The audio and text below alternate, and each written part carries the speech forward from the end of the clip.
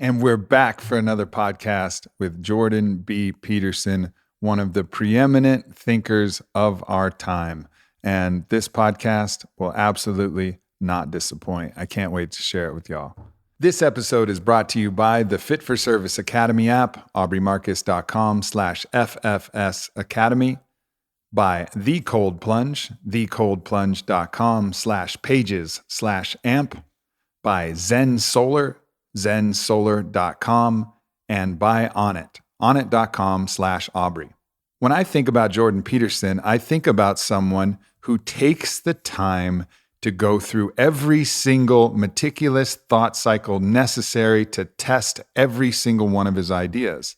Doesn't mean that he's always perfect or he's always right about absolutely everything, but everything that he says is something that he's deeply thought about. And he just has that discipline, that ruthless discipline to make sure that any point that he makes is something that he's looked at from every side possible. And I think that's why people enjoy listening to him so much.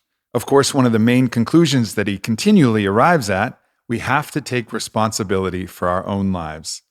This podcast is one of my favorite conversations ever. It comes on the heels of reading his brand new book, Beyond Order, 12 More Rules for Life. You guys are going to absolutely love it. We dive into alchemy, we dive into stories, we dive into myths, we dive into all of the different things that mutually Jordan and I both really love talking about. So I can't wait to share this episode with you. Before we get started, a word from our sponsors. The first sponsor is the Fit for Service Academy app. And the idea in creating this community was to bring all of the positive elements of social media, the ability to connect with people, meet with people, share ideas, but strip away all of the different algorithms and all the nonsense and all the advertising and bring people together under a common flag. And that flag is, I need to be the best version of myself so I can serve the world in the best way possible. Very similar to the message that we're going to be talking about on this podcast with Jordan Peterson. In order to be of service, you have to be fit for service. And what we're seeing is a community of people of similar mindset and similar heart coming together to be better and to help make each other better. The next sponsor I'm going to talk about, Zen Solar, was founded because he entered the Fit for Service Fellowship community and was able to get his business Zen Solar off the ground. So there's all kinds of tangible benefits from joining a community like this, plus all the experiential practices. There's masterclasses loaded in the app. There's ecstatic dances, guided breath works, guided meditations, sound healings. There's so many different things all packed into one app. And the first month is absolutely free. So you can just check it out and just watch this burgeoning community continue to grow. So I encourage you guys to check it out. Go to aubreymarcus.com/FFS Academy and see what it's like for you. See what it's like to interact with people without all of the big tech bearing down and trying to manipulate you in the different ways. Shit, I still get down with the wild world of regular social media, but this is something that's really special. So I encourage you guys to check it out. Once again, aubreymarcus.com/FFS Academy. And as I mentioned, our next sponsor is Zen Solar. And Zen Solar was founded by Joe Mousehart, who is part of the founding group of the Fit for Service Fellowship. And he wouldn't have been able to do it if it wasn't for that fellowship. And really what he's trying to do is help people bridge the gap between where they are now and getting in that clean energy that solar can provide. So it's 100% online, and it really just helps you switch to solar power and give you all the information and actually empower you to make that decision, a decision that I made for my house. I got solar panels all over my house. So this is something that I think is increasingly important, especially anybody who is here in Texas realized that our power just went the fuck out for a long time. So having these alternate resources to power our homes, it just makes sense. I mean, we all love all of the different things that are provided by our cities and states, but ultimately having a fail-safe, and even if things don't go that far, just our ability to reduce our power bills and know that we're doing something positive for the environment. There's no upfront cost to do this. You can check out all of the savings that you're going to gain. So I encourage you guys to check it out. Your home value is going to go up. You get tax credits. There's so many reasons for switching to solar and adding that to your power grid. So check it out. Go to zensolar.com right now and fill out the form and find out if your home is a good fit for using solar power. Go to zensolar.com. Next up is the cold plunge. I just got out of this cold plunge with Kyle Kingsbury. We went in the sauna and then we jumped in the cold plunge. It's such a game changer. For those of you who haven't done the cold plunge work, I just can't encourage anything more. It's something that's going to give you a state shift. It's something that's going to provide that stress, which is going to help you create that adaptation. And the adaptations that it creates are absolutely phenomenal. So I feel more clear-headed, more at peace, more comfortable right now in this moment than I did all day. And if I didn't do that cold plunge, I wouldn't be near where I'm at right now. And there is no better cold plunge that I've seen than the one provided by The Cold Plunge. It's sexy. It looks like a modern bathtub. It's got ozone and UV filtration. It has a steady circulation, and you can keep it locked in at that cold temperature. It's literally everything you need, and it's really easy to install as well. So check it out. Go to thecoldplunge.com/pages/amp for $111 off. Once again, thecoldplunge.com/pages/amp for $111 off. And lastly, we have Onnit. Now, I have all of the Onnit supplements in the world and even some other supplements. My supplement cabinet is stocked, and oftentimes I'll still pick and choose which pills I want. But recently, I've been really busy doing a lot of podcasts, doing a lot of writing, doing a lot of things. So I've just switched entirely to the Total Human packs. Because what the Total Human packs are is that is a one-stop day pack and night pack that has all the goodies that you need in it, and you don't even have to think about it. So I just wake up in the morning, still a little groggy. I have a little bit of sea salt in my water, and I rip open the day pack. Done. And at night, when it's time to go to bed, rip open the night pack, swallow it down, done. It's so easy to do, and I feel so good. And honestly, when I was doing my own thing, sometimes just out of sheer convenience, I wouldn't take any supplements, and then I wouldn't be as optimized as I am right now just taking the Total Human, because the Total Human is designed to have absolutely everything that anyone needs. And if you're listening to this ad close to the release date, there is no better time to try Total Human because there's a free trial available. You're going to get 7 days of Total Human. Get used to it. Try it out. See if you like it. No risk. Super convenient. And see if this is just going to become part of your lifestyle. And if you're listening to this a few months after and the trial isn't going on, just check it out. Go to onnit.com/Aubrey. You get 10% off all the time on everything. Sometimes there's a free trial. Otherwise, you just lock in the discount. So go to onnit.com/Aubrey. And now an uninterrupted podcast with Jordan B. Peterson. Jordan Peterson, how are you, brother? Thanks for the invitation. I'm looking forward to talking with you. Yeah, likewise. I've been hearing your voice in my own head for the last 12 hours I've been reading your book, which is a beautiful thing when you start to understand someone and understand their cadence, and the actual writing itself is written in someone's voice. So as I'm going through and you're speaking, I can hear you speaking it. And I think that's a testament to a work that's really well written, is that it carries not only the information that you have to offer, but that intangible essence of your personality and who you are, which is part of the artistry and part of the magic. Well, I'm glad that you got a copy of the book and that you've been able to stay in it for 12 hours. It's hard for me to evaluate the book. I tried to make it of a quality equivalent to the last book, whatever quality that was. But after working on the material for so long, it's virtually impossible to even see what about it is original. You get blind to it. So I'm watching the public reviews right now. They're starting to roll in. And so far, I get the odd 1-star review from either someone who's got a damaged book on Amazon and is angry about it, or someone who really doesn't like me at all and, Sure. wants to use an early review as a way of making that crystal clear. But generally speaking, people seem to consider it the equal of the previous book, and so that's about as good as I can do. So that's good enough, I guess. No doubt. It's all we can do. The difference, in the time that this book is published versus the time that your last book is published, always things evolve, and culture and society, everything evolves. But this has been probably the most dramatic period in the macro that we've seen. And it seems like a lot of the things that you've been talking about for years have actually been exacerbated during the external challenges that we faced, or maybe just the fruition of some of these seeds that had already been planted, ways in which people are using moral superiority, ways that they're creating dominance hierarchies and everything from diet to political ideologies to health ideologies to any kind of identity ideology that they have, creating these dominance hierarchies and then really supporting these in any way possible by whatever means necessary. And if that means, going after somebody by whatever ruthless means, by whatever fallacious logic is necessary, it seems like it's more justified and justifiable in people's minds now than ever. Is that what you feel when you look out in the world and see that? Well, yes, I would say I do see that, but then I also wonder about being skeptical about that.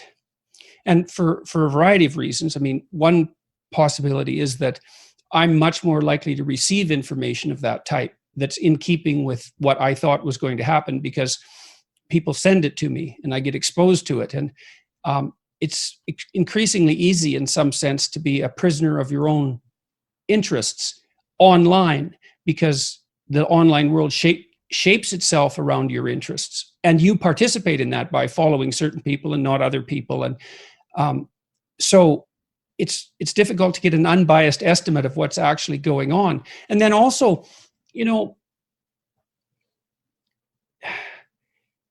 I think the world is more critical. Like people are being criticized more intently because we can communicate better and better.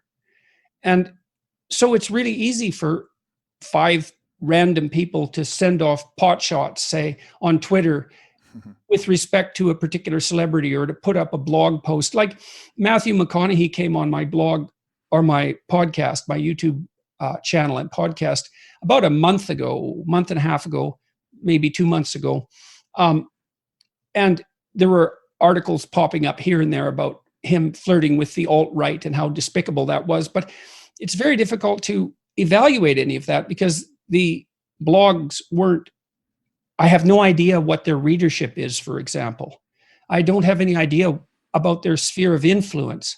And the other thing that's strange too is that the net equalizes people in a strange way so that in many circumstances, especially with regards to social media, someone with 7 million followers will get the same prominence in a Google search, for example, as someone with 150 or 200. And so yes, I think I see the continued operation of many of the things that were starting to perturb me, 30 years ago, but more particularly 5 years ago. But I am always somewhat skeptical about the information I receive. I also think that's become universally true for people. I mean, we have no idea who to rely on for a reliable narrative. And that's also a problem because you can find information that it appears to demonstrate virtually any old thing. And it's very hard to evaluate it. I mean, that's what journalists in principle should have used to do, I would say. Yeah. When they were good journalists, they were the filters. And to the degree that they were credible and ethical and skilled, they helped us dispense with information that wasn't, at least in principle, worthy of our attention. And now it seems like there's less of that. I don't have any pleasure. I don't take any pleasure in seeing these cultural institutions perish. The New York Times seems shaky to me ethically and probably financially. The London Times is exactly the same. The major TV networks, it's the same. They can't compete with YouTube. They're dead in the water. Absolutely. You broadcast TV can't compete with YouTube. Not a chance. And radio doesn't seem to be able to compete with podcasts. But then we lack some universal, we lack sources of universal narratives, and that seems to be fragmenting us. And I think it's exaggerating the voice of people who are hypercritical. So what comes out of the absence of that, though, is really exactly how you answered this question, which was actually even questioning your own bias. So it is a return to your own faculties of logic and ration and reason and your own understanding of your own short-sightedness and blindness, a thing of which we cannot ever escape. We will always be partially blind. And so to recognize that, we have to think. And we have to think about all of these things. We have to look at all of the information and actually come to our own conclusions based upon this instead of the blind reliance on some other credible authority. We have to look at but all the it's authorities. hard. It's hard, Yeah, eh? sure. Because partly what you want a social surround that provides you with a sample of information that's unbiased. And so there is a filter there, because of course you can't attend to everything, but you hope that you attend to pieces of everything somewhat randomly so that you get a low resolution picture of the whole. But increasingly, you can go down rabbit holes of one sort or another. And I've really seen a rise of what I would call paranoid / conspiratorial thinking among virtually everyone I know, right or left. It doesn't really matter. The left wingers are convinced that the right is engaged in a neo-Nazi conspiracy that culminated in the coup attempt in December, and the right is convinced that the lefties are taking over the schools and that they dominate the Democratic Party, for example, and each of those, as you move towards the extremes of the political views, each of those communities have their own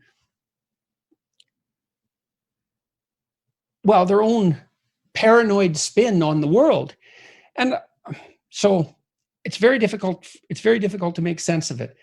And I think people are missing a lot of these conspiratorial ideas are missing they're missing the understanding of Hanlon's razor, to not ascribe malice that which can be ascribed to incompetence and just some other simple bias, some other simple explanation, because we see all of this that's happening, and we can sense, like a violin that's out of tune. Even if you're not a great musician, you can tell when an instrument is out of tune. We can tell when truth is out of tune, and we see it everywhere. But instead of saying, oh, well, these are just flawed instruments for whatever reason, their own bias or their own incompetence, their lack of efficacy in their craft, but instead we're assuming that they're all linked up together and communicating on some secret platform with robes and having secret meetings and trying to figure this out. I think largely what we're seeing is we just can tell that a lot of things aren't coming to us true. And so we're trying to make a story out of it, which is the basic and we function of humans. we also try to make a personality out of it. Yeah. And so that if you read a magazine like The Economist, for example, which I think is still a pretty reliable magazine, when the Economist talks about countries, Mexico, it personifies Mexico, and Mexico is doing such and such. And so there's an instant ascription of a personality as a kind of shorthand, and everyone understands what that means. But we also tend to take all sorts of bits of information about what the conservatives are doing or what the liberals are doing, and then we turn that into a personality in a sense that's got a brain that's planning all of this. And of course, some of that is true, but it's not easy to figure out how much of it is true, and it's easy for it to go too far. And I do think a tremendous amount of it is a consequence of our inability to keep up with the new technologies of communication. Mm-hmm. They're unbelievably powerful, but but they're peculiar, and we don't understand how they work. We don't understand how to protect ourselves against them. We don't even understand what they're doing to us. Twitter, I think, is really the best example of that, because with YouTube or the longer form conversations, there's more meat there. You can't be led astray as quickly, I don't think. You're not hitting 200 long form videos a day if you're on YouTube, but you can easily be hit by 200 or 300 tweets a day if you're on Twitter. And what that all amounts to, it's very addictive, it's very interesting. But what it amounts to in terms of valid information is not easy to say. So I wouldn't say that I don't know what's going on. I haven't got I feel a drift, I would say, in terms of my ability to interpret what's happening. Yeah. I don't know how you feel about this. Well, there's certain things, and I think we also have a bias to what we're afraid of, depending on our own proclivities, but depending on our own nature, whether we tend towards conservatism and order, or whether we tend toward the creative impulse of liberalism. And you talk about this in your book.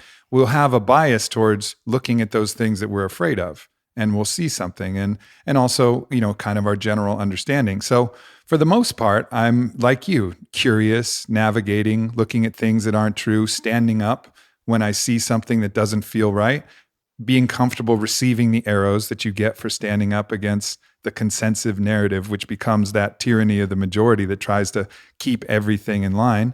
And we have to be willing to do that to our own extent, to stand up for what we believe is true. But then there's certain things that I find are particularly scary for me.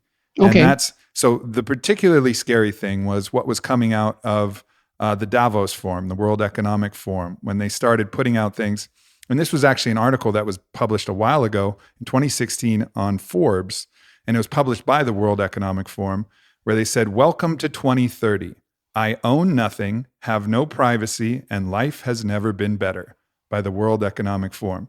So this is an ideology that they're putting out, that there's a new future, a new utopian future, which sounds very much like a dystopia to me, in which personal property has been abolished, privacy has been abolished, and somehow magically everything's better because of it. Yeah. Yeah. Well, that's the part of that that's hard to swallow. It's like, first of all, let's hope that doesn't happen by 2030, because that's way, way, way too fast for anything good to happen. And then, what's the chance that particular direction is going to produce nothing but rapid positive outcomes? Positive outcomes are very difficult to produce, and rapid positive outcomes are even more difficult to produce. So, that's to the degree that I'm conservative, and I don't think I'm particularly conservative by temperament, because I'm high in openness, which is the creativity dimension, and it's the best predictor of liberalism. I'm conservative because I don't believe that things can rapidly change for the better, especially if those who are driving the changes are driven by an ideology that ascribes to themselves some kind of moral superiority. That's very dangerous. It sounds, I've heard that before, that bite from the World Economic Forum. It sounds like they had a really good publicity marketer sum up their meetings. That's much more vivid prose than I would have expected from what's essentially an administrative organization, or an organization made up of administrators. So, but they did hire a marketing team. From my understanding, they hired a marketing team. Well, that's exactly what it sounds like, and so, and I have some sympathy for that, because what the hell good are ideas unless you can get them out where people look at them? Sure. I don't think it's a good idea to be, what would you call, contemptuous of sales and marketing efforts. I think that's a big mistake for anybody that wants to aim at success, particularly with regards to their own creative endeavors, but to success in general. But that doesn't mean there aren't pathologies of marketing, and hype is certainly one of them. That's exaggerated claims. That's a form of untruth for rhetorical purposes. Mm-hmm. I've been involved in, I've been criticized, interestingly enough, for working with the UN, and I worked on a UN subcommittee for a while. I wasn't paid to do the work, by the way. It wasn't a formal job. It was something I was doing while I was a professor, and I was doing it with a colleague and friend of mine. And we were working on a sustainability report for the UN Secretary General, and I got a chance to see how those things worked. So this is a perfect place to think about a conspiracy, because it was an international document. It was compiled by teams from all over the world, and it set the course for a vision for development, economic development, and environmental development over the next 50 years, something like that. But it was so interesting to watch how it worked. So putatively, it was many heads of state who made up the committee that formulated this report. But they were titular figureheads. And the reason for that was that all those heads of state, former or present, were way too busy to sit down and write a report. And so what happened was the obligation for writing the report fell down the administrative hierarchy until someone had some time, like me at that time, in the interest, to say, okay, I'll do that.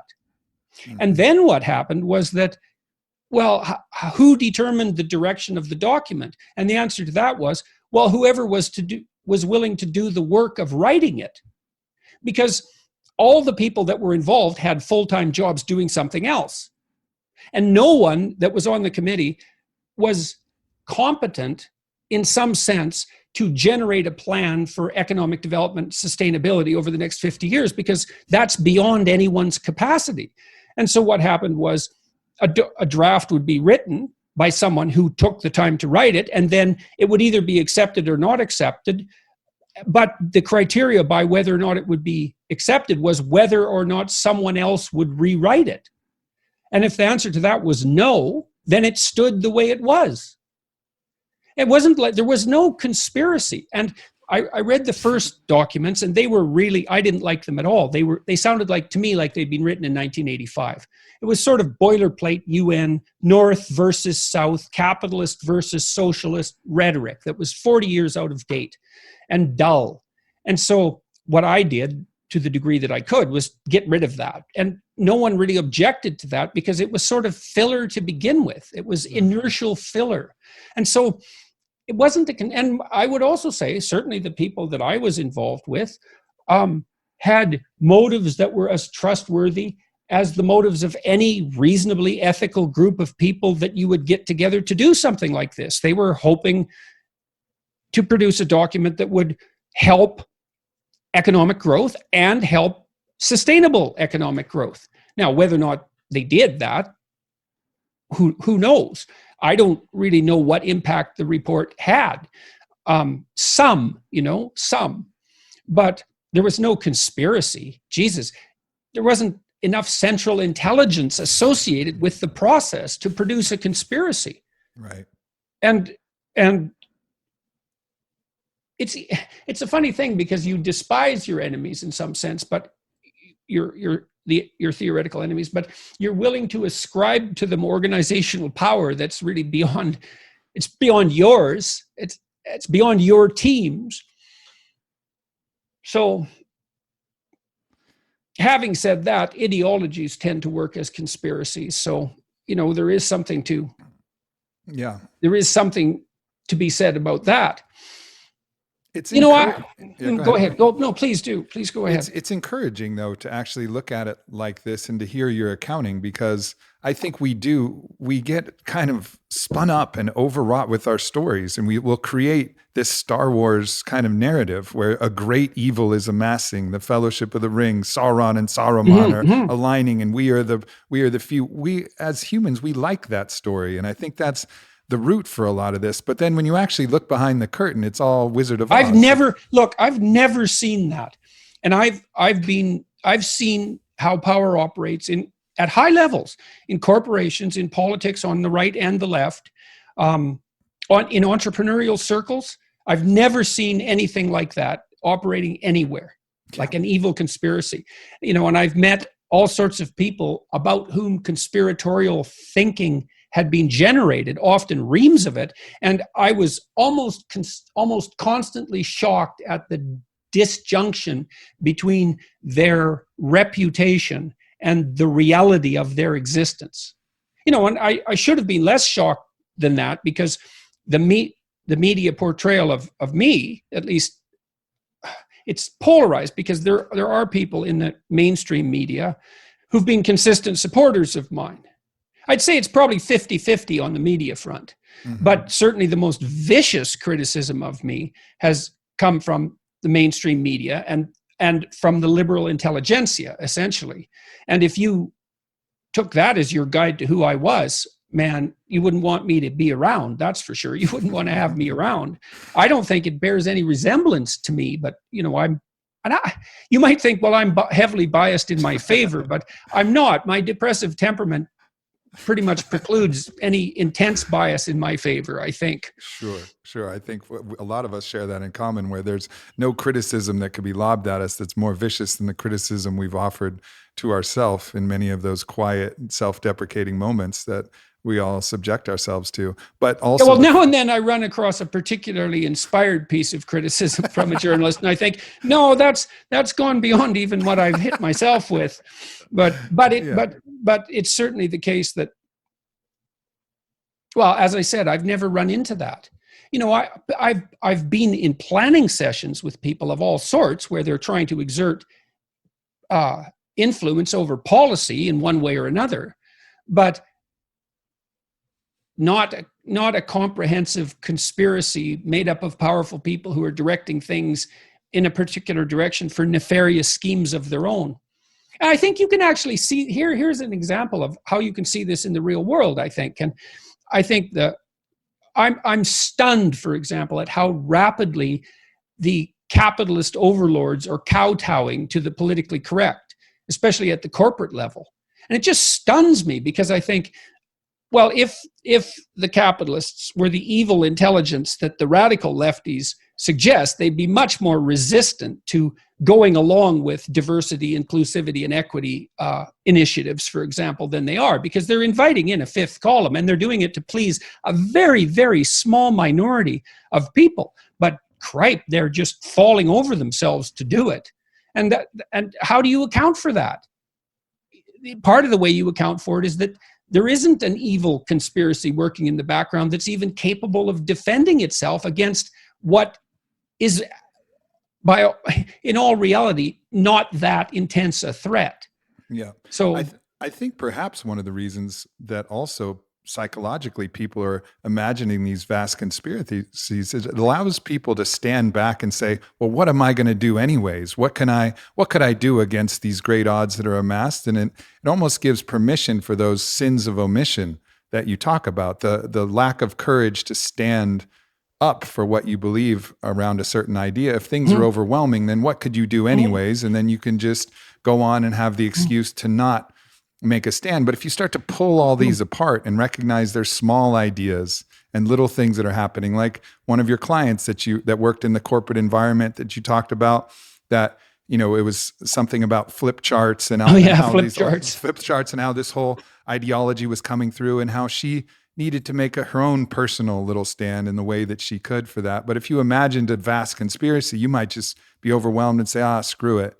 And I think, so I want to dive into that more. That's a good, yeah, because you always have to ask yourself, to what degree are you using your theory to evade moral culpability or responsibility? And you have to think that you're probably doing that because it's very attractive to do that. That's, sure, a psychoanalytic secondary gain. You've got to check yourself against your own, the high probability of your own faults.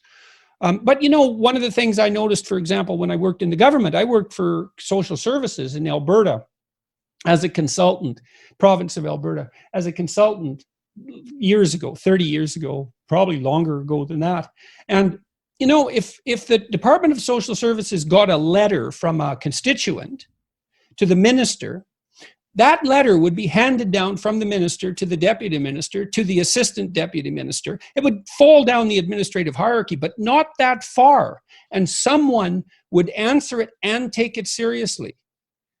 And that was because the assumption was, the approximate assumption was, one letter represented 10,000 opinions.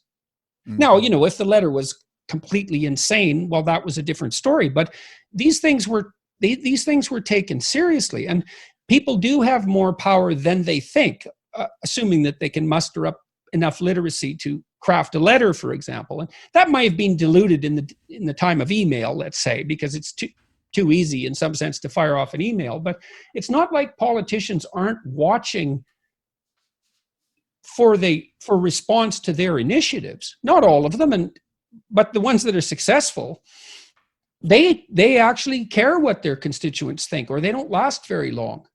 Right. So the systems are, and I know too, in political parties in Canada in particular, there hardly anyone participates in them. So what that means is that if you want to influence a political party and you set your mind to it, you can attain a position of some stature easily within a 2-year period. And that would be relatively independent of your background and education. Now, not entirely, but commitment will do it because they're chronically starved for manpower. So, people are skeptical. Well, what could I do? It's like, well, have you joined a political party? Have you gone to a constituents meeting? Like, have you tried anything like that? And that's also why, and maybe this isn't so good, why a small minority of people can have an undue influence over the movement of an entire culture. Mm. We're not as weak as we think. That's a really key message that you've been putting out. And that's, I think, why people, you mention it in your book, why a hush falls over the crowd when they're paying attention intently when you talk about personal responsibility and our sovereign power that we have. You wrote a quote, you write about making a stand. Better to stand forward, awake when the costs are low, and perhaps when the potential rewards have not yet vanished. Better to stand forward before the ability to do so has been irretrievably compromised. And it's this rallying cry to like, okay, now there's these things, there's a whole gamut of information out there. People are contending with ideas. Sometimes a wave will flow one way and it's very intense. But if we all stand and just stand for what we believe in now, while things are still relatively undecided, the landscape has not been determined, this is the time. This is the time to really stand up, voice your opinion. You might get a few dirt clods thrown at you. That's okay. That's just the nature of life. Yeah, well, and if you don't do that, you don't get wiser, and you don't get wiser and stronger. You get weaker. That's a big problem. Like the client that you mentioned, going along with what she objected to at the level of conscience was weakening her. And I've seen that in a variety. In fact, part of the reason that I got so interested in political correctness again, because I had seen it rise in the 1990s when I was teaching in Boston, and it rose up, and then the economy boomed like mad in the United States in the 1990s, and it just went away for a while. And we thought, well, it's gone. But then it came back with vengeance. And part of the reason I got so obsessed with it for a while was because I had like 3 clients, all whose political beliefs, by the way, ranged across a wide spectrum, all of who'd been bullied to the point of breakdown in their workplace, and they kept being asked to do things that violated their conscience. And, partly they didn't exactly know how to, you should stand up, but it's not that easy. And it's not that easy to figure out when you should do it, but you should do it when, if you're going along with something that violates your conscience, then you lessen yourself. You're starting to pay a big price then. And so at some point you have to think, and this is something I walk through with my clients all the time when they were trying to make a decision.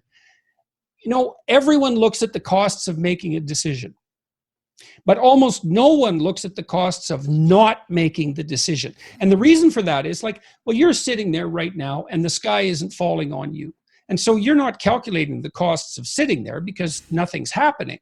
And then if you decided to do something different, you might calculate the costs of doing that, but you've already zeroed out the costs of inertia. But they aren't zero. There's no zero cost. There's risk here and there's risk here.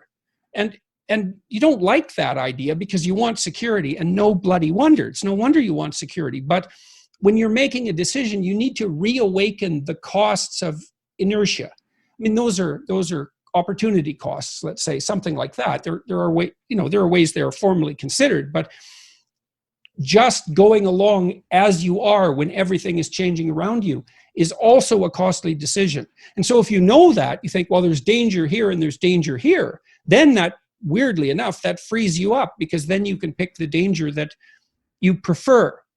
Now, the price you pay is the realization that there's no security down either road. And you have to wake up to that now and then in your life. It's very unpleasant. It's not surprising people don't do it. But again, the costs of failing to do it are worse. I have a very visceral example of this. And, one of the challenges for me internally, as everything has happened in 2020, is I didn't see people making a holistic discussion about the utilization of global resources that we were allocating to COVID. I'm not saying that we shouldn't have done what we did, but there was missing a discussion. The U.S. alone created over $4 trillion of wealth, and that's an immense amount of wealth that could do an immense amount of good, global good. But the discussion wasn't, okay, we're able to create all of this wealth. We've just shown that we are. Is this the right course of action, or can we get, a forum together of people to talk about the best way to handle this from a completely global, holistic perspective, supporting all populations equally, and suss it out? Oh yeah, that virtually never happens. The only person I've ever seen do that is Bjorn Lomborg. So, and he has teams of economists. So one of the things that interested me when I was working on this UN panel were the UN developmental goals.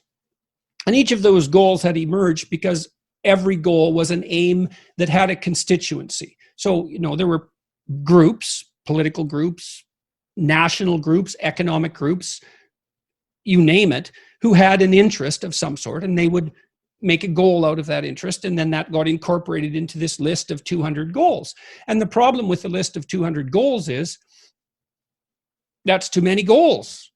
And so you don't do anything, because 200, you can't aim at 200 things. You can't make an organization that will do 200 things. You're lucky if you can make an organization that'll do one thing. And so then I objected to that in a variety of ways and learned that no one would prioritize, because as soon as you elevate one goal over another, you offend the group whose goal has been subordinated. And so no one will touch it. And then what happens is you get the decisions of the sort that you're describing, which are made in haste without taking the full context into account. And this happens everywhere. Like, look, here's something about managers that's interesting. There's an MBA program at McGill developed by a man who wrote a book called Managers, Not MBAs, if I remember that correctly. It's been years since I thought about this, but he has this MBA program where they have to be practicing managers to get into the MBA program. And he takes them out of their normal day-to-day operations, and he has them do such things as writing about their goals. And when the managers themselves were asked to rate the utility of the MBA program, one of the things they pointed to was the time they took away from work. Because at work, they're just putting out one fire after another. There wasn't any time to step back and say, okay, here's 5 problems that are complex. Here's how we should sequence them and develop them into the future. That always gets pushed aside, and it gets pushed aside in people's own lives because they're dealing with moment-to-moment crises. So as an individual, you have that problem. You can't think about what you really want and plan for the future because you're so busy dealing with the chaos of the present. It happens in small businesses. It happens in large businesses. It happens in government. It happens everywhere. And you have to be able to step back and prioritize. Now, Lomborg hired teams of economists to evaluate the millennial goals on a cost-benefit basis, which you could argue about whether or not that's the best basis upon which to base the comparisons. But unless you have a better idea, right. Who cares about your stupid criticism? You have to come up with a better idea. And then he had 10 teams of economists rank order the goals and then averaged across the teams of economists. And he said, well, look, here's some goals that have like a $200 to $1 return on investment.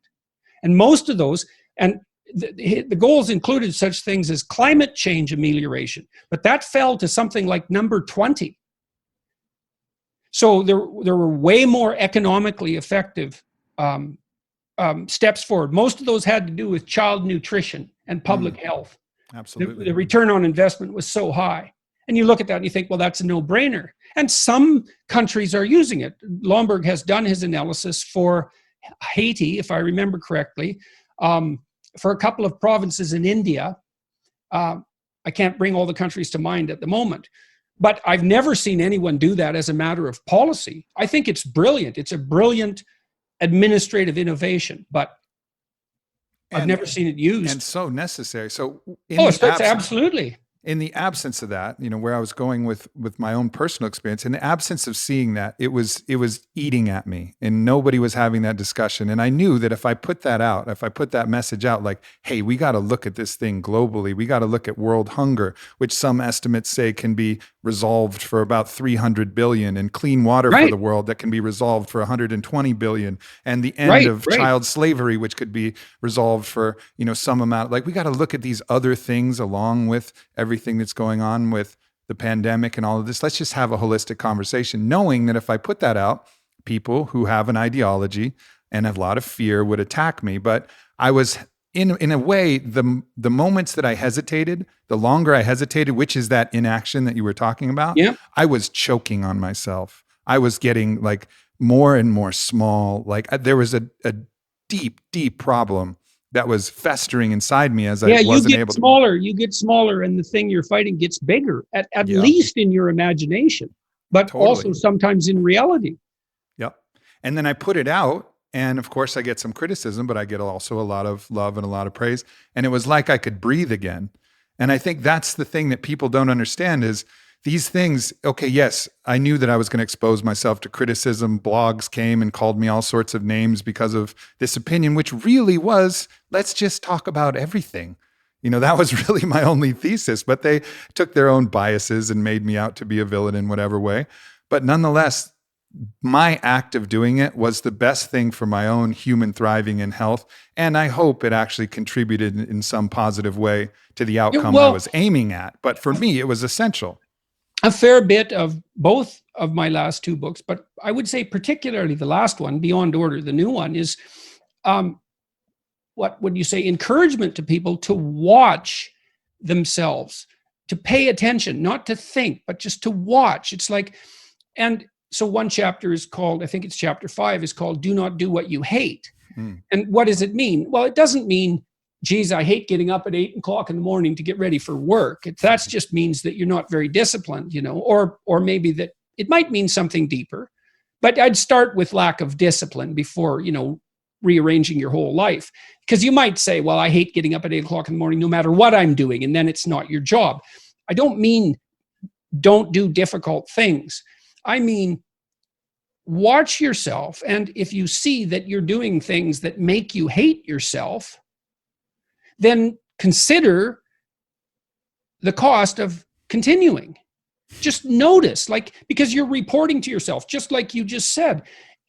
In some sense, that wasn't a voluntary decision. You noticed that you couldn't breathe unless you discussed this issue. It's like, well, why is that? You don't know. You can't control it even. I mean, you can not do it and pay the consequences, but you can't say to yourself easily, well, that's stupid. I should be able to breathe. Just because I haven't said this thing, that shouldn't stop me from breathing. But there it is. And the wise people that I've read, often associated with the establishment of the Christian church, actually, this seems to be something that was a continual topic of discussion, noted continually that we do things that we can't control, and we're subject to forces that we can't control. And those are forces that are associated with our own destiny, I suppose, certainly our own conscience. You just have to watch. You find out who you are. I'm the person who has to say this. Why? I don't know exactly, but I know that if I don't do it, there's going to be a price. Yeah, absolutely. One of the sections of your book that I really loved, it was chapter 2, where you get into alchemy and you get into, a discussion of, it was one of the richest chapters for me. Helen Lewis said I sounded like a stoned undergraduate. It was so interesting, because this is, she wrote this review in the Atlantic.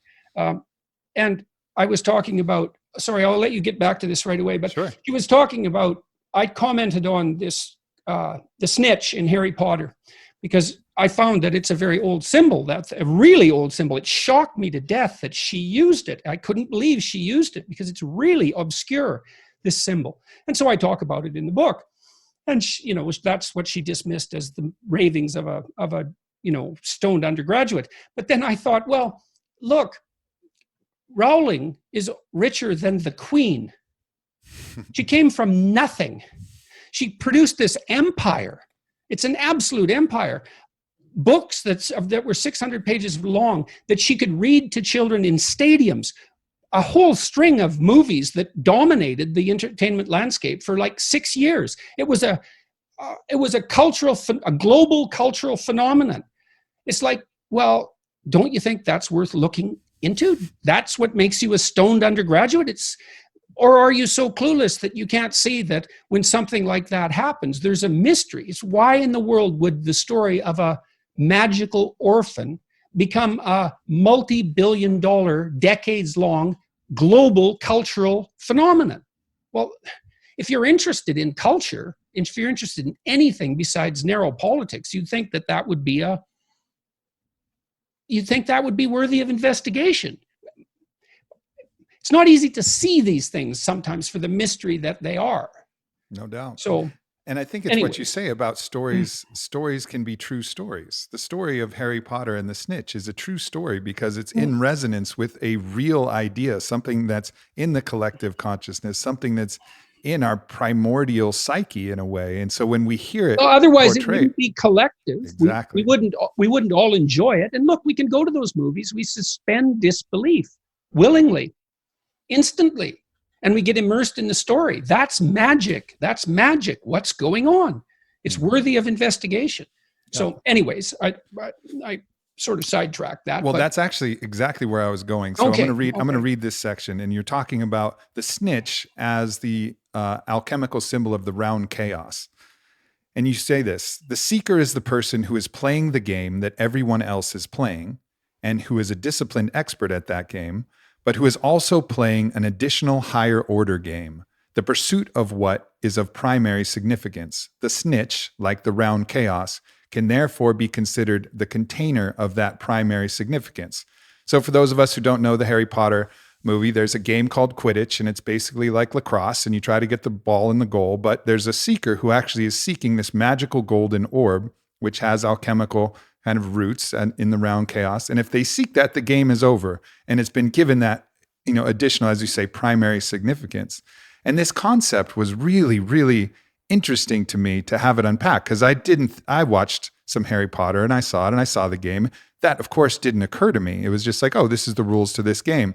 But then I realized in my own life, there's the game that I'm playing. Oh, I'm running on it and I'm doing these things. But what is my snitch? What is my round chaos? What is that ultimate higher order potential that I'm seeking? And so my question was, have you thought about for you? Because we can obviously see the game being played as far as the normal Quidditch game. But for you personally, what is your snitch? What is your round chaos that you're seeking, the game within the game that you're playing at large? well, what's always attracted my attention predominantly. So let me unpack some things here. Is Sure. that some of the interpretation of that symbol, a lot of it came from my reading of Jung, because he's the only person that I've ever read who seems to know about such things, even knows that they exist. Jung believed that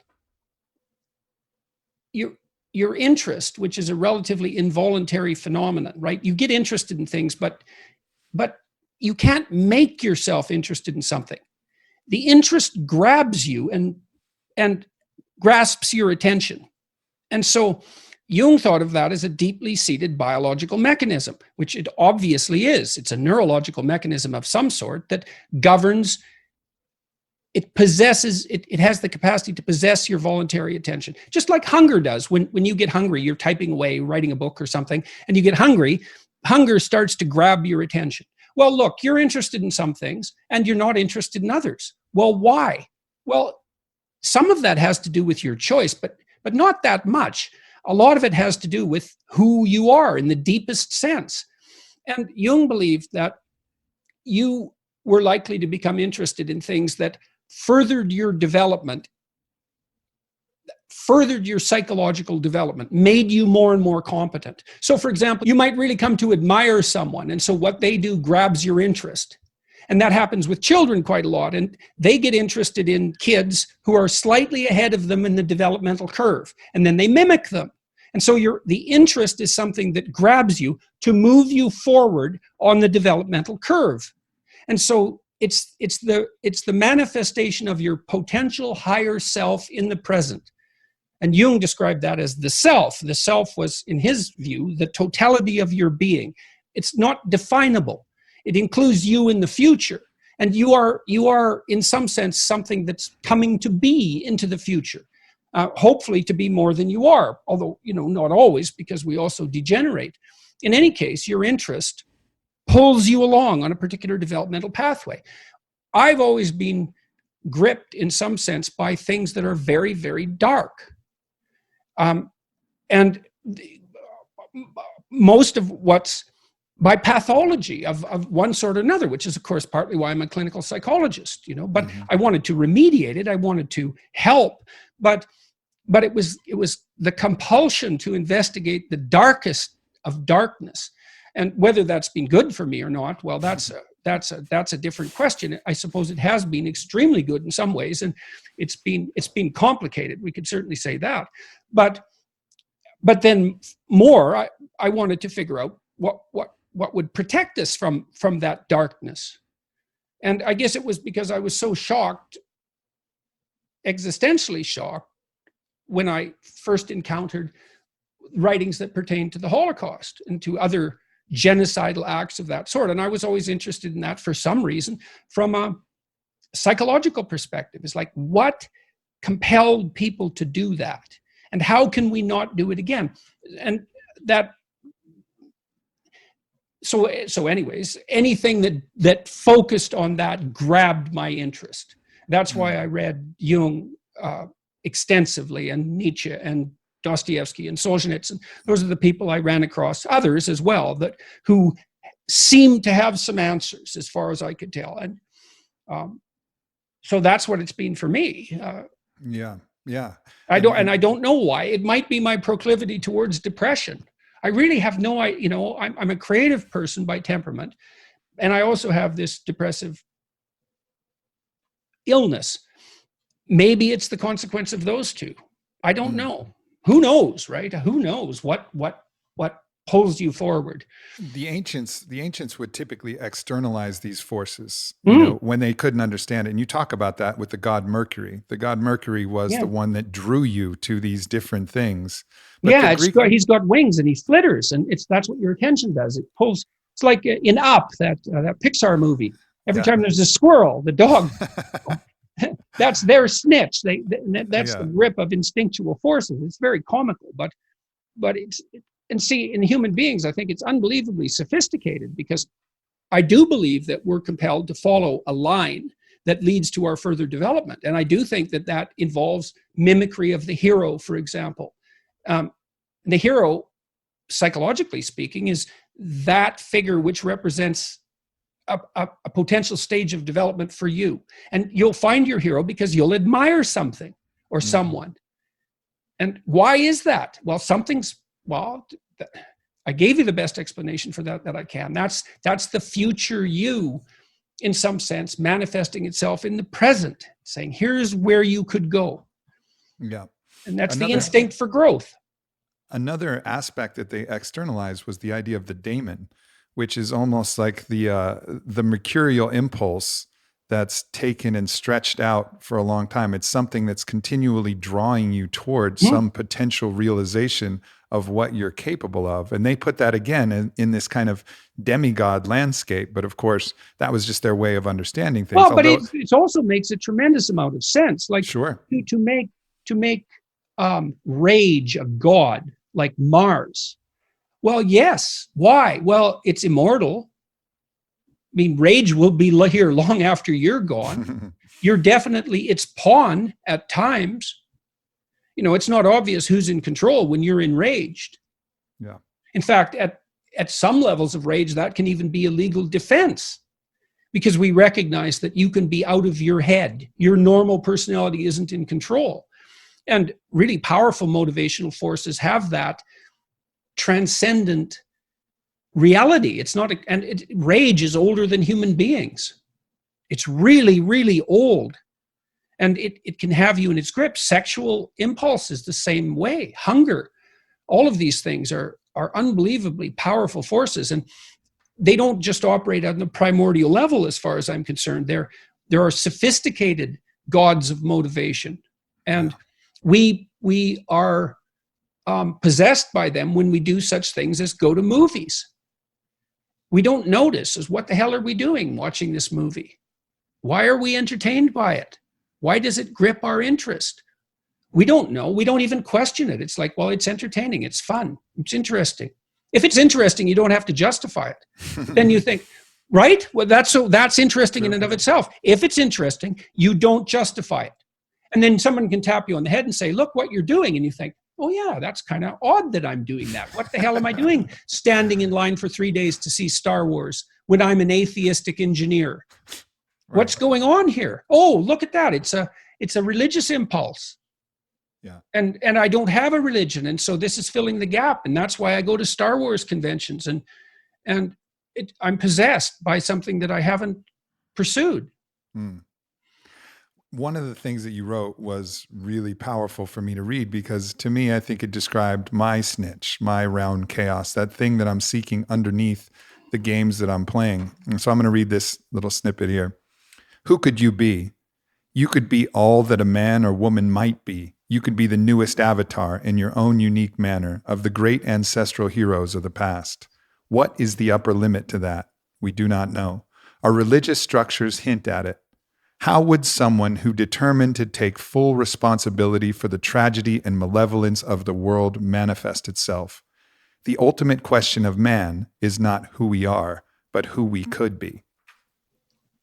That's it for me. I mean, for me, I read that, I was like, yep, that's it. There's the snitch with its wings and its golden, mercurious allure that I'm really chasing underneath all of this. And I enjoy all these other things, but who could you be? Exactly. You see that in children. I watched little children play, and what they're doing, they're attempting to grow forward, but they toy with identities. My little granddaughter, I wrote about her in this book too. It's so funny watching her. She had Pocahontas, the Disney movie, and she had a Pocahontas doll, and she watched that movie a number of times. And then it's been a year now. She's only 3.5. For a whole year, she has two names, Scarlett and Ellie. And one's her middle name, but she's called one or the other, and seems to be perfectly comfortable with both. If you ask her if she's Ellie, she'll say yes. And if you ask her if she's Scarlett, she'll say yes. But if you ask her if she's Pocahontas, she'll also say yes. And then if you ask her if she is Scarlett, Ellie, or Pocahontas, she'll say she's Pocahontas. And she's been insisting on that for a whole year. And so she's playing out this role. I don't know how much of her imagination is devoted to it, but enough for this that's, if you're, how old are you? 40 something? Just turned 40. Yeah, okay. So, imagine that you had a fictional identity for 15 years. That's approximately the same relative length of time. And the kids, they weave up a fantasy world, and then they play out an identity in that. And then they weave out another fantasy world, and they play out an identity with that. And they shape that identity by their interactions with other children and adults. And hopefully they find an identity that suits them, that other people also accept. Because your identity has to be something that other people accept, or it isn't going to work for you. But that's all part of this exploration of who they could be. It's the play is, in fact, the exercising of that realm of possibilities. And so a good father, a good parent for that matter, but I think at least is an archetypally paternal role, puts a border of security around the child, and the mother might be inside that border of security when she has young children. And play can take place there. And the play is the investigation of multiple identities with the hope of finding one that is functional, that is also socially desired, because those things can't be dissociated. One of the reasons I think that the identity politics has bothered me so much, speaking of snitches, it's bothered me. It's like, this bothers me. And I've only recently realized that some of it had to do with what I saw as limitations on free speech, which is I have to say the words that, some authority or some population demands that I say, which I don't like. But there's something else too, which is that it's based on a very misleading theory of identity. Your identity is not just how you feel about yourself at this moment. And you can't impose that on other people because they don't know how to deal with that. Like, even if they wanted to, they wouldn't know the rules of the game. You have to negotiate your identity with other people. And so then you have to think of identity as something that's negotiated with other people. And so if you have an implicit theory of identity, like the one that seems to be increasingly dominating the cultural landscape, which is identity is something that's only subjectively determined and can also change from moment to moment, then you're misleading people as they develop, because they come up with a very unsophisticated notion of what identity is. And that's not good, because that's core. And like part of your identity is your value to other people. That's a huge part of it. And that's not subjective. That's other people make that decision. Yeah.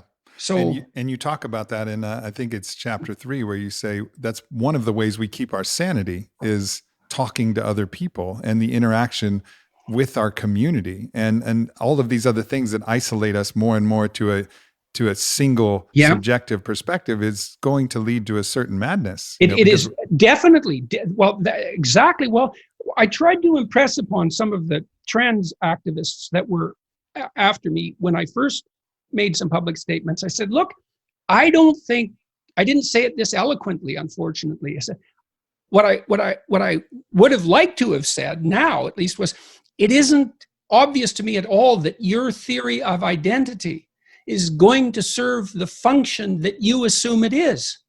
It's not psychologically sophisticated enough. It's not sociologically sophisticated enough. You can't insist that other people play a game that they don't know how to play, especially when you also don't know how to play it, except to say that it exists.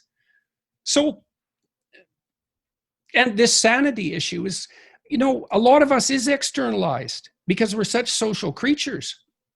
And everyone has weaknesses. You're going to degenerate along your weakest axis.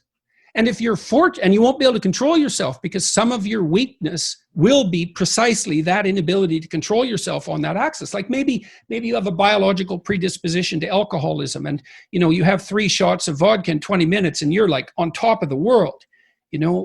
There are people like that. They often have extensive family histories of alcoholism. It's a biological phenomenon. You can tell if you're like that if it's really difficult for you to stop drinking once you start. It's a real warning sign and means alcohol is a great drug for you, subjectively speaking. But, hopefully when you drink too much, other people are going to start telling you. It's like, no, and that's actually how you start diagnosing alcohol abuse. Are you getting in trouble with the law? Is it interfering with your intimate relationships? Is it interfering with your ability to hold a job? It means that the addictive substance is starting to dominate your life in a manner that's counterproductive. And other people are there to ensure that you stay balanced enough so that you don't deteriorate entirely. You're lucky if you have that. And part of the point I make in that chapter, and I would say in both books and in Maps of Meaning as well, is that the primary obligation of a parent is to serve as a proxy for the social and the natural world. But let's say the social world. Why? Well, because you want to train your child to be not only acceptable socially, but highly desirable socially. And the reason for that is that by the time they're about 3 to 4 is the transition period, they're going to be spending more time being socialized by their peers than by you. And that will increasingly be the case as they develop. And if you haven't encouraged them through judicious attention to be socially desirable, they're going to be rejected by their peers. And then they fall farther and farther behind on the developmental trajectory. So that's partly how you help them with their identity. They can't be the sort of person that insists that everyone else always play the game they chose. And it's honoring that they can play whatever game they want for themselves. Like your granddaughter, she can play Pocahontas. And, if she wants to have that identity as Pocahontas, great.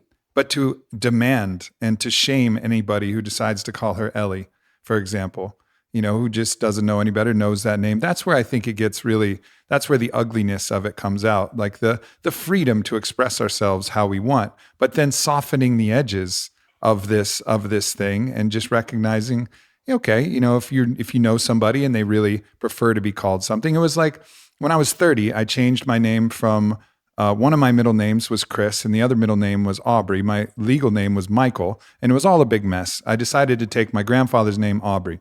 So there was a window there where my identity changed, well, at least the name, from Chris to Aubrey. And so lots of people would call me Chris, and I would just gently say, hey, I changed my name to Aubrey. But whatever, it wouldn't like it wouldn't be a screeching halt to the day or anything like that. And it would just be gentle encouragement that I didn't take personally, because I wasn't attached to that identity as the end all be all. I attached to, I am an infinite being of a point, a locus of consciousness that is embodying a certain identity at this transitory time. This is my own personal spiritual belief. And that to me is the solid ground, right? So these other things, this is how we play. This is the way, as Ram Dass said, this is us being God in drag, right? Like this is us playing out our role. And it's, in my opinion, it's fine to play out another role. But the moment you get so attached to that infinitesimal aspect of self and build these walls rather than opening up the community, that's where I think it leads to the result. As you said, it leads to a result that you're not actually desiring in trying to do this, change this identity. Well, that's what I saw as the danger, I would say, is that it was the use of force, Right. which is what happens when you put something into law. Force is not only implied, but relatively, stated relatively explicitly. And then there was the problem with the, paucity of identity and the interference with free speech. And I don't think that those concerns were misplaced. I think that there's something about that issue that's central to the continuing culture war. It is a war to some degree about what constitutes identity, but at least we should have a more sophisticated notion of identity. It's just not helpful otherwise. I mean, part of what I was doing constantly as a clinical psychologist was helping people craft an ever more sophisticated identity. And what you want to have the kind of identity that makes people line up to want to play with you. And if you ever have to use force, well, sometimes force is inescapable. But if you have to use force to get people to comply, it is a sign that you're not playing a very good game. Now, maybe you can't think up a better one. There's nothing that's going to work. A state of emergency might, because we allow governments to use extra force during a state of emergency. But nobody thinks that's optimal. Yep. So if people won't play because you're inviting them, then the game isn't configured very well, and it's very unlikely to be stable. So, Yep. So as we're trying to, understand that thing that we're aiming at with our identity, just like your granddaughter's aiming at Pocahontas because of certain attributes that really resonate with her, a lot of us have an amalgamation of certain stories. I know for me, there's lots of heroic stories from, lots of times movies, sometimes different things. A play, Cyrano de Bergerac, was a major, cornerstone of an identity that I really admired.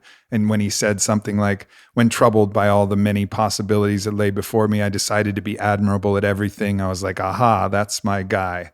And then there is another aspect of something I saw from William Wallace. That aha is a very interesting reaction.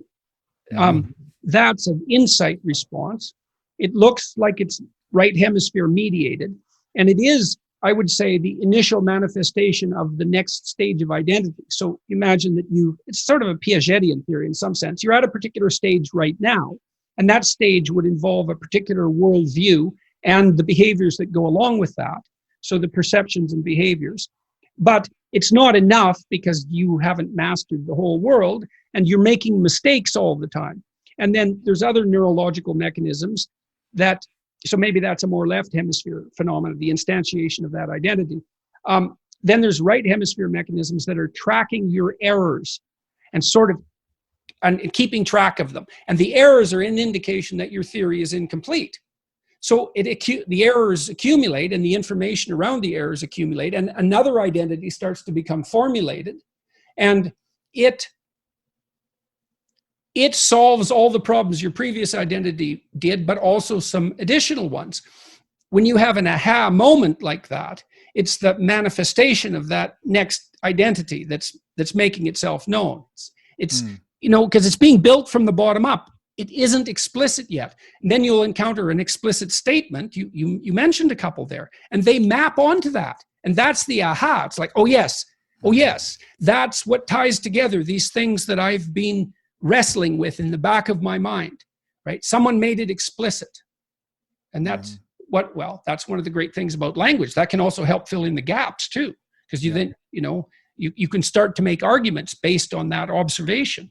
That aha, that's the manifestation of the snitch too. It's like, bang, oh look, that interested me.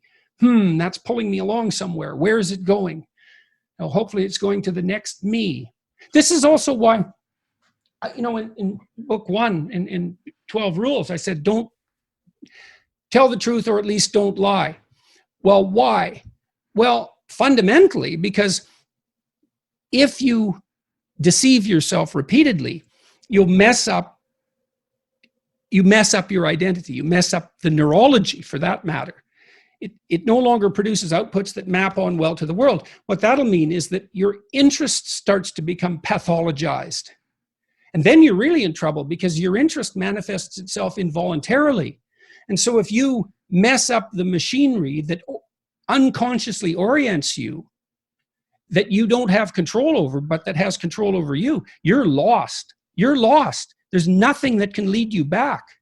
And that should terrify you 3/4 to death. It's like, don't mess with those unconscious instincts. Don't put garbage in the system so that you start being interested in things that are going to take you somewhere you don't want to go. So, yeah. Or enmeshment with people. If you get enmeshed with another individual, a group of friends, that could be, or it could be a partner, and you start to have that groupthink phenomenon where all of a sudden their ideas become your ideas, which has nothing to do with your snitch and your daemon and your aspirational avatar that you're modeling yourself off, but you're just co-opting somebody else's. Well, it's a tough one, and I laid that out in both of these books. You're riding these two. You're caught between two forces which are very constructive and very destructive. So look, you have to go along with the crowd. The typical parent says to his teenage son or her teenage son, if Sam jumped off a bridge, would you jump off too? And the answer should be no, of course not, but not exactly. Maybe the bridge is 12 feet high and it's a test of courage. And you should jump off the damn bridge. And maybe going along with your friends means that you're being properly socialized, and you're doing it despite what your parents want. So that's actually a marker of independence. And maybe you're at a stage where succumbing to peer pressure means playing with others. Now, the danger is you lose your path, right? You gain what's common to you and everyone else, but you lose what's unique to you. But you can't say, well, just pursue your own unique individuality. I mean, virtually every cartoon, animated movie now that's made for kids has the underlying theme of you're a unique individual and you should pursue your unique individuality. It's like, yeah, no, not exactly. First of all, that could be a form of insanity and could and might well be. And second, you have to be a cog in the machine. Now, you shouldn't be nothing but a cog in the machine. That's a mistake, because the machine might malfunction and it might be headed in the wrong direction and all of that. It can be pathological. That's the pathology of order. But that doesn't mean that you can dismiss peer pressure and succumbing to it. It's like, well, yeah, psychopaths don't succumb to peer pressure ever. Finding the balance between those extremes. This is a theme that shows up in so much of your work, which is highlighting these two extreme positions and then saying it's neither this or this, but it's both this and this to the certain appropriate degree. In a dynamic, it's like music. Yeah. And I make that case in chapter 8, which is make one room in your house as beautiful as possible. Music speaks of the continual harmony of what would you say? The balance of opposing forces, something like that. And it constantly changes and moves within a domain. You want to pursue that kind of harmonious balance. In the first chapter, I said, don't casually denigrate social institutions or creative achievement. And there's a political argument there, right? An implicit political argument, because the conservatives are on the side of the social institutions, by and large, and the liberals, by and large, are on the side of creative achievement. It's like, well, those two do exist in tension, but the tension can never be entirely resolved, because creative achievement can undermine order, but order degenerates without being updated, and creative achievement updates. And so we're stuck with that. These are existential permanence. That's why in my first book, I called it The Architecture of Belief. And it's about what I think of as existential permanence. They never go away. You never, if you're human, you always have to deal with the pathology and utility of culture, with the danger and promise of nature, and with the good and evil that exist in your own soul. That's humanity. And no matter who you are, you have those problems. They'll never go away. And the solution is to constantly find a solution. Yeah.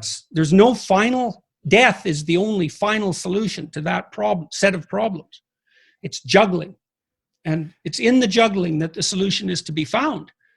It's too bad, because, and that's the problem with utopian thinking. This is why Dostoevsky, in his genius, realized, he said, look, if you gave people what they wanted, all the cake they could possibly eat, surrounded them with material comfort, and what did he say? Until they have nothing to do but busy themselves with the continuation of the species and eat cake. They would immediately break the structure. They'd tear it down violently, just so something unexpected could happen. And I read that, that was in Notes from Underground. It just knocked me over. It's like, yes, that's right. There isn't a final state where everyone will be happy because they've been provided with what they need. It's God.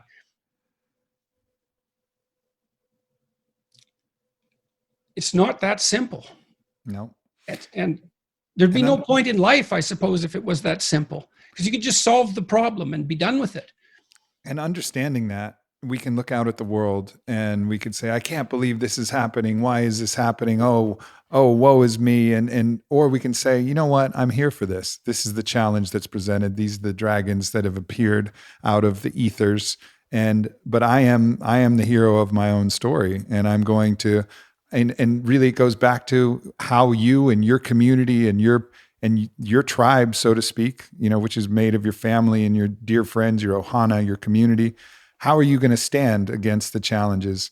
But that most important thing is you saying, I'm here for this. Like, I'm here for this. This is the dragon. Oh, well, I'm a hero. I'm always going to be here for a dragon. It appears this way right now.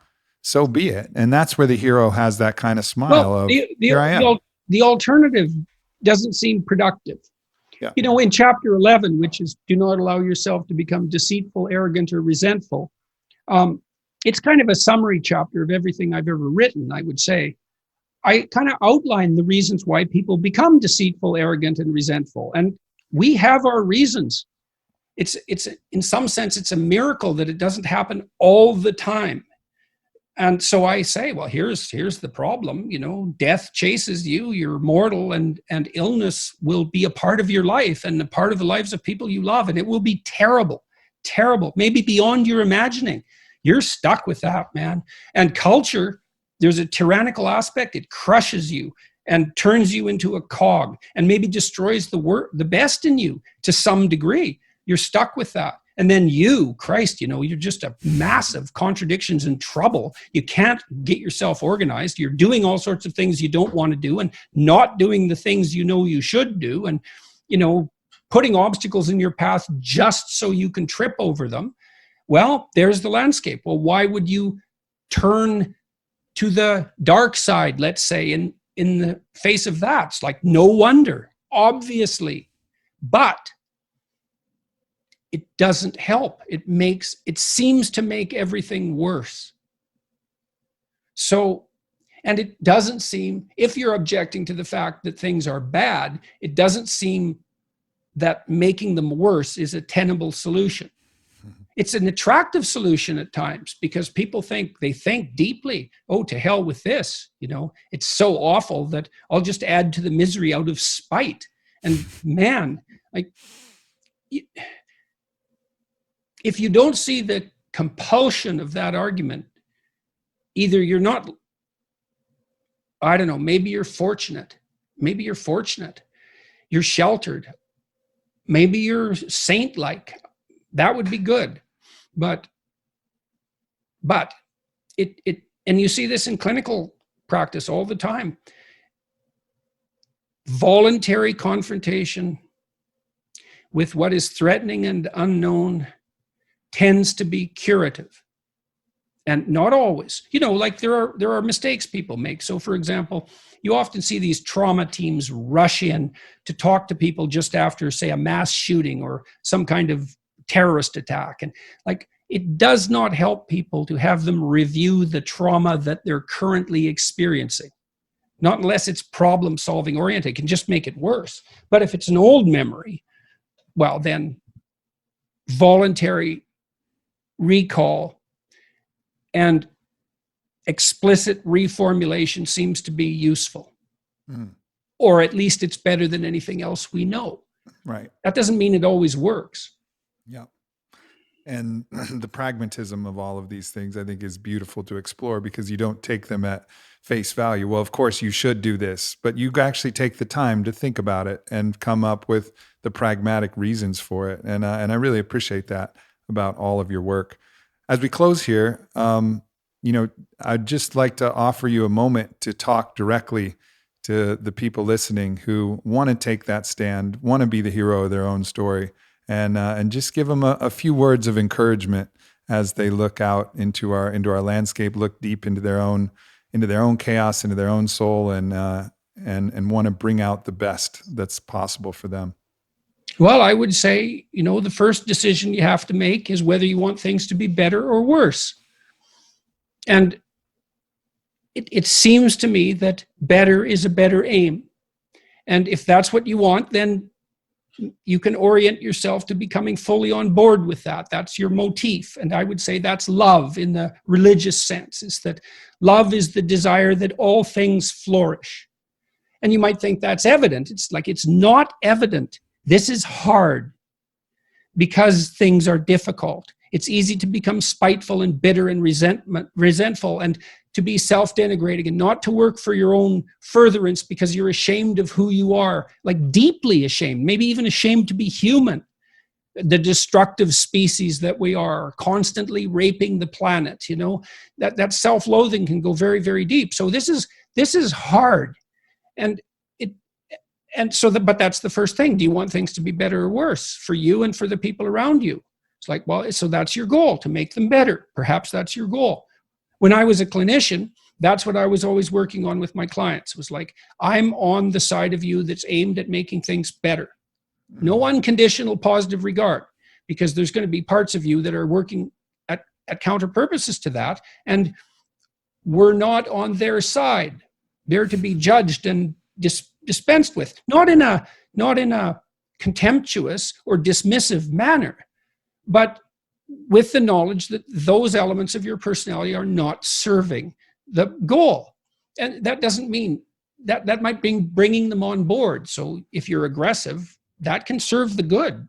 That can make you persistent and committed and immovable, all those things.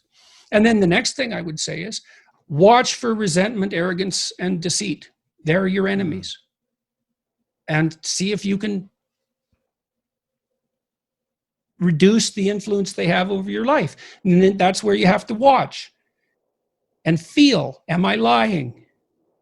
Is this self-serving? Is what I'm saying making me weak? Can I feel that? Am I insisting that I'm right? Because I'd rather believe that I was right than learn. Am I taking revenge in a resentful way? Those are good questions of conscience. It's highly probable that you're doing that in many places. Maybe you can dispense with that carefully over time and see what happens. So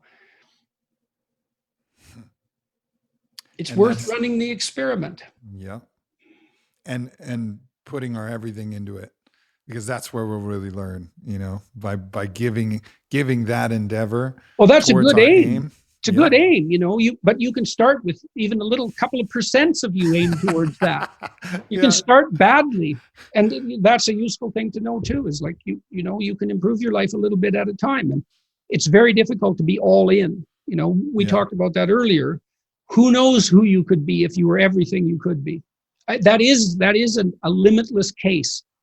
What would it be like if you stopped doing all the stupid things that you're doing and took advantage of all the opportunities that came your way and aimed at the highest good? Who knows what you could be? You could certainly be more than you are. Everyone knows that, I think, and everyone suffers that knowledge. It's from that their feelings of inadequacy spring. That can be pathologized too. I know people can be way harder on themselves than is actually good for them. That's not what I mean.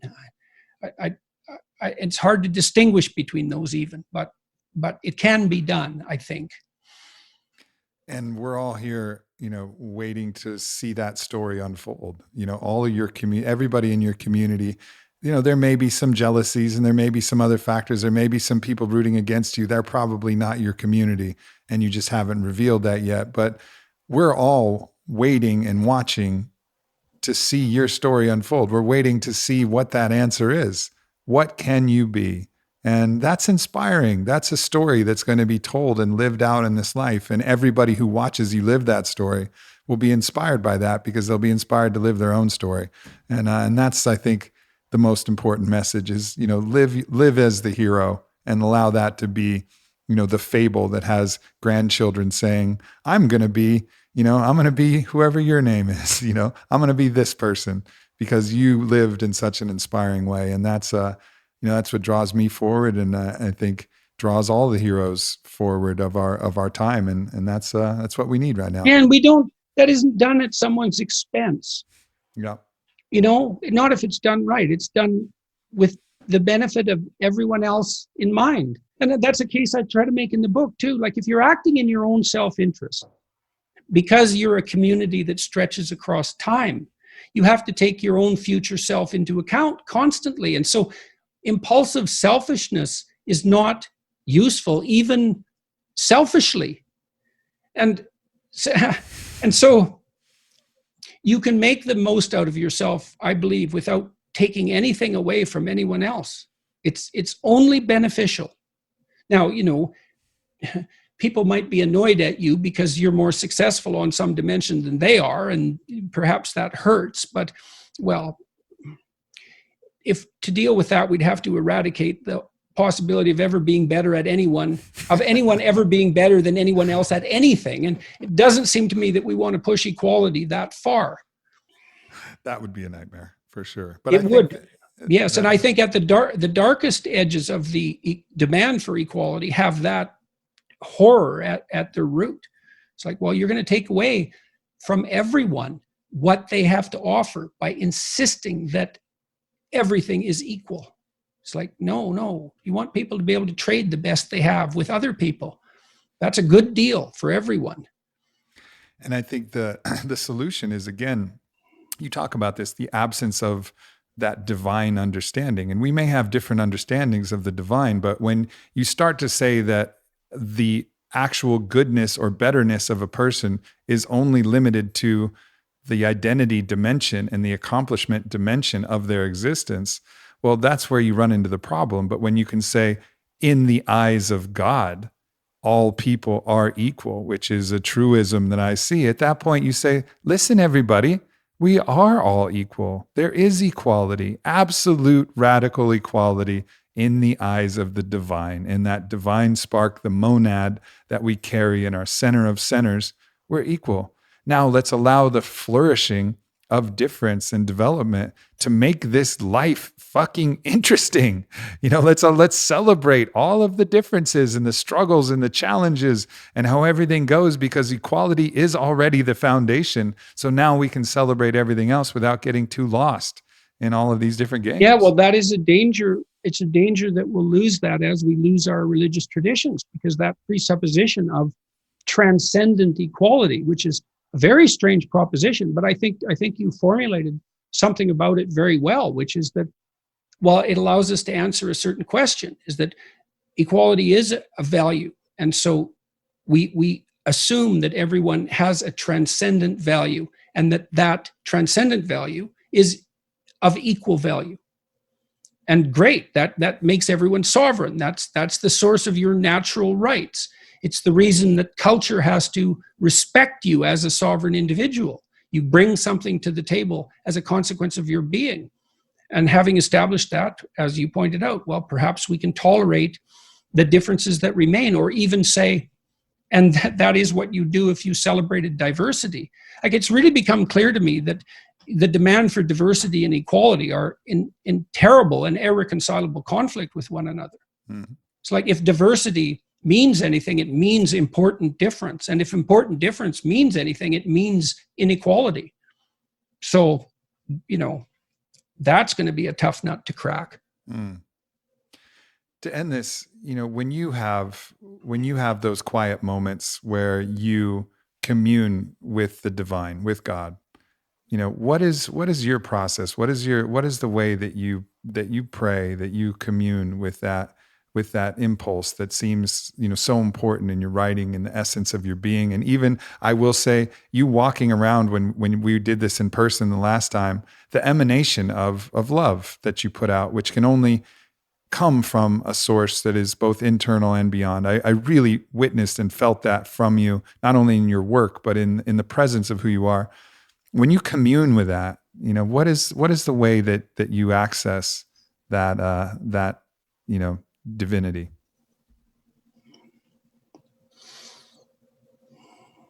Well, a lot of it is constant reminder, especially now, because I'm in terrible pain almost all the time. And I do mean terrible. If in my previous life, when I was healthy, I had ever felt like I always feel now, I would have immediately gone to the emergency ward. But it's not helpful. As far as I can tell, as far as I've been informed for that matter, there isn't anything that can be done about the condition that I'm in. And that's rough. I have to remind myself all the time of what I should be doing, even to continue living for that matter. And I'm constantly reminding myself to be grateful, and as an act of courage. And I do explain that a little bit in Beyond Order. Something I really realized about gratitude is that gratitude at one level is it's a voluntary act of courage. And I'm not trying to make out a case for myself being particularly courageous. That isn't what I mean. I mean that it's a risk to be grateful. It's a decision that opens you up in some ways. And you're sort of grateful despite it all. Hmm. It's a great gratitude, I suppose, as a marker of faith. And that faith is even, in some sense, belief in the impossible. Despite all this, it's good. And I have to remind myself of that all the time. And I do that with prayer. I mean, I say grace with my wife. We only share one meal together, but we always say grace. And I actually think, in some sense, that's a really good part of my day, the time we do that. And that comes as somewhat of a surprise. And it's a relatively recent practice for the two of us. Not that we weren't trying to be grateful before, but we've both gone through our respective hells in the last 2 years, because my wife had a very terrible cancer. It was terrible, and terrible surgical complications. And she was on death's doorstep for months and months and months. And in any case, we remind ourselves constantly to be grateful. And I'm always trying to watch what I say and to feel it out so that I use my words carefully. And I'm attentive to that. And despite temptation, because I'm very disheartened in many ways.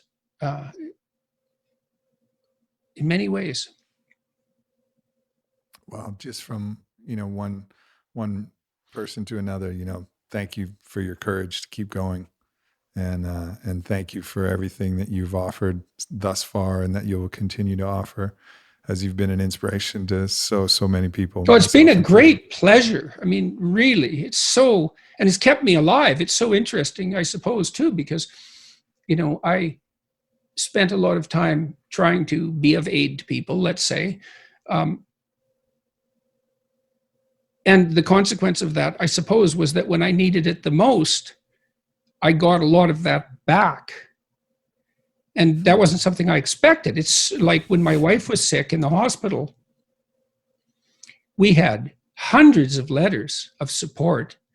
Prayer groups contacted us, and well-wishers who said, we hope, we're praying, we want this to work out, we're thinking about you. It's like, wow, that's great. It's sustaining. And certainly, I read the YouTube comments and so forth, and thank God most of them are positive. I don't know possibly how people live when that's not the case, because negative ones strike me to the core. So I'm a very peculiar person for what I'm doing, actually, because I don't have that much resilience in the face of criticism. I'm very sensitive to it. But fortunately, there seems to be a lot of support, and constantly, thank God. It's a remarkable thing. I can't believe it. I really can't believe it. And I'm pleased people seem to be responding to this book positively. I looked at some of the public reviews on Amazon, and there's not a lot of them yet, a couple of dozen, but they seem to be trending in the direction that I would hope for. And so good. I hope this book is helpful. I tried to make it full of things that were helpful to me, There's no doubt. And in this, I have 10 pages of notes, and so many of these are small, little tangential, valuable subjects that we could talk about and explore. But my life is truly enriched by the reading of this. And if, well, I'm really glad you like it. I'm really absolutely pleased. Absolutely. I mean, as someone with as voracious an appetite to read and have discourse with individuals, for me to gain as much as I did from this work, I know that the world will be. And every one of those reviews and letters, as you understood when you were in politics, there's 10,000 more that are behind it. And that's absolutely going to be the case with this one. So I'm curious about the formal reviewer responses. They're often much more negative than the general public reaction. Not always, but very often. And it's quite surprising. It's like there's a contempt for what I'm doing, independent of its intellectual merits, what I'm doing, or maybe even its moral merits for that matter. There's a contempt for what I'm doing, which I find really off-putting. And I actually think that contempt is at the heart of the proclivity now for populism to have emerged, because it's kind of an elitist contempt, and I can see that in the denigrating comments about the population of people that I'm theoretically helping. So maybe if it was only disaffected white males, which it is clearly not, even if it was only disaffected, angry, white, young males, it's like, well, is there actually something wrong with helping them? Like, is there something about that that's to be disdained? I don't understand that. It's a class contempt that is at the core of what drives ordinary people's reaction. Yeah. Which comes from a deep-seated self-contempt, a contempt of the whole self, because we are not, as you've said, we are not just one thing. We are a collection of so many different energies and archetypes and aspects. And so having other people. Exactly. Those unredeemed masses, the deplorables, let's say, if you don't think they're you, there's something wrong with the way you're thinking. They're you, man. And like, I can really feel that in me. And maybe that's because I'm from a Northern Albertan rural background, it's kind of like the Texas of Canada. But I can feel this strong populist sympathy. And I watch it and I'm informed by it, and I'm not contemptuous of it. I see that as part of me. And it isn't necessarily the part that I want in the driver's seat. But I saw this, I was on Bill Maher's show at one point, and there was a handful of the intellectual types for whom this kind of contempt seems to come relatively easy. And they were having a laugh at the expense of the Trump voters. And I said, well, what's your plan to live with these people? Since they're your neighbors and your family and it's half the population, what's your plan for these contemptible people? And it just shut the conversation down completely. It's like I threw a dead skunk onto the table, or maybe a live skunk. And it was an honest question. Yeah. So I don't get that. I don't understand that exactly. I don't understand why.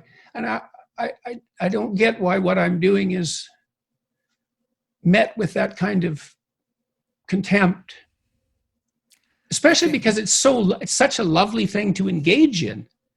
No it's doubt. So fulfilling. I can't imagine doing anything that would be more meaningful. It's so lovely. I don't understand it. And people's souls are drawn to that because the souls understand that everybody is us living a different life, and we're deeply drawn to help everybody. And so when we see somebody else doing that, that brings up an inherent subconscious shame that we're not doing the same thing. So we have to tear that down in order to cope with the shame that is arising. Yeah, well, that's, one of the things I learned from Jung, which was really powerful. It's so brilliant. Some of the things he figured out were so brilliant. He tried to explain why Revelation, the book of Revelation, was appended to the end of the New Testament, because it's a very strange book. I think it's a hallucinogenic trip. I think it's actually an account of a psilocybin mushroom experience. But in any case, the Christ in the Gospels is quite merciful. And one of Jung's propositions was that there's an ancient line of religious thinking that has mercy and justice as the two hands of God. Too much mercy is the devouring mother. Everything's okay. No one's ever called to account. And so no one ever matures and takes responsibility. But justice without mercy is too harsh because we all fall short of the mark. So God rules with a balance of justice and mercy. And the Christ in the Gospels, although there's hints of temper and judgment, he's presented in quite a merciful manner. But in the Revelation, he's a judge. It's like, no, you're unworthy, and the select are few. And you think, well, what does that mean? It's like, well, imagine sorting yourself out into the select and the unworthy. Perhaps most of you is select, but I doubt it. And you certainly aren't going to start that way. Nothing that isn't approximating the ideal is select. So in any case, his proposition was that every ideal is a judge. And that makes perfect sense, because an ideal is something to which you aspire. And the gap between you and that ideal, if it's your ideal, is felt as judgment. Mm. And so that's one of the reasons people are very afraid to have an ideal, to make it. That's why I wrote, do not hide things in the fog. It's like, well, you should lay out an ideal. You should pursue an ideal. Why wouldn't you? Well, when you make your ideal explicit, it turns into your judge. Well, then you can listen to that judge and move forward and transform. But, it's pretty damn harsh. Because especially to begin with, you posit an ideal, especially if you're in a mess. God, every bit of you is being judged as unworthy. Yeah. There's endless reasons not to want that. And then the way forward is to have that ideal, because those ideals are in some ways noble truths. These things about loving the collective because the collective is the same. It's true whether people want to adopt it or not, at least in my opinion, that there's things that our consciousness knows to be true. Well, so I those think are it's ideals true. that exist. I think it's true because you are, in fact, a community across time. Right. So there's no difference between what's good for you and what's good for other people. There's actually no difference. Not if you extend it far enough. They are technically the same thing. So you have this ideal that is there, whether you acknowledge it or not, and you feel it, and you feel that thing, and then, but where it gets you get tripped up is when you have an expectation that you're going to magically travel and teleport from where you are, which is full of your own corruptions and full of your own selfishness, to meet that ideal immediately. So the mercy comes from saying, this is the ideal, but the expectation of judgment that I'm going to be at that right away is false. So let me appreciate myself right here where I am in this journey with all of my faults, however many they are, open up my entire closet of internal monsters, pet them on the head and say, okay, here we go, eliminating more of those and becoming more like the ideal, surrendering to the journey rather than that expectation. And there, the judge no longer carries the sting and the bite and the harshness because you're judging yourself according to a timeline where you're hoping to get closer to this. Yes, well, and the hallmark starts to become improvement. Right. It's exactly. Like, and that's great. That's a really sustaining, that's a really sustaining process too, because technically speaking, again, seeing yourself move towards a desired goal is the essence of the positive emotion that nourishes us. And I mean that technically. That's dopaminergically mediated incentive reward. And so you don't have to get to the goal. You have to aspire to the goal and move towards it. And that doesn't even matter if the goal recedes, which it will as you approach it, because your ability to conjure up what constitutes the ideal is going to become more sophisticated as you move towards it. And you might think, well, that's terrible, but it isn't, because it means the game doesn't have to end. Right? Because if you'd hit the ideal, yes. It's like, oh, well, game over, reset, but no, that isn't going to be how it works. It's going to get better and better and better. And it's why life is the perfect game. I mean, if you have for those of us who've played video games, you have a really good video game or even a really good book or even a really good movie series or a show, and it comes to the end and you're like, oh, there's a huge letdown at the termination of this thing that's been incredibly engaging. Especially even if you win. Yeah, exactly. You win and you get this moment's satisfaction, but it's replaced almost immediately by the disappointment of the cessation of the game and the recognition that you're in a finite game when you really want to be playing the infinite game. And that's what life is, the infinite game of renewal of life. And that's why it's so good. We'll never replace it. It can't get better. And it's hard as hell. And it's hard as hell at the same time. And that's the way we would want it. Well, it seems like that's the way we want it. I mean, that's another thing I talk about a little bit in the new book is like, well, when you look back on your past, it's generally having done something difficult that you remember positively, I would say. Yeah. So then there's something about you that craves difficulty, optimal difficulty at least. Yeah. Strangely enough. Yeah. Well, Jordan, this was an absolute pleasure. Thank you so much for taking the time to have this conversation. And I just encourage everybody to take a look beyond order and 12 more rules for life.